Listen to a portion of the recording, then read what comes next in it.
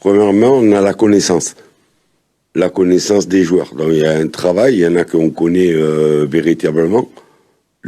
Connaître le joueur, c'est une chose. Connaître l'homme, c'est autre chose. Donc là, il faut passer du temps. Il faut passer du temps. Et c'est ce qu'on a fait depuis qu'on est arrivé, soit en parlant avec les joueurs, soit en appelant des amis qui les ont côtoyés.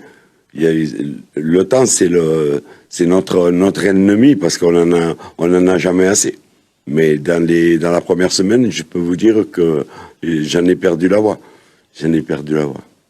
Il y a une vingtaine de joueurs à l'OM et les 20 sont capables de jouer. Je vous ai expliqué tout à l'heure les problèmes des joueurs qui ne peuvent pas enchaîner 3 matchs d'affilée. Et c'est là le travail et du staff médical et du staff technique, c'est bien connaître ces joueurs, avoir beaucoup de discussions avec eux pour savoir quand est-ce qu'ils vont être dans le rouge, quand est-ce qu'ils vont être à la limite. Et là, il faut changer. Je le fais souvent, je coupe le match en deux de gens qui ne peuvent pas enchaîner. Au bout de 60 minutes, ils sortent ou alors ils finissent le match.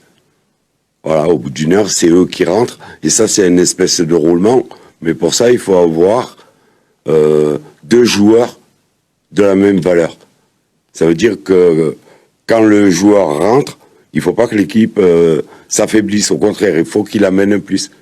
Et c'est quand on parle individuellement de rentrer dans la tête, après, il faut rentrer dans le groupe pour faire comprendre aux gens que c'est tout le monde qui va amener et ramener l'OM là où il doit être.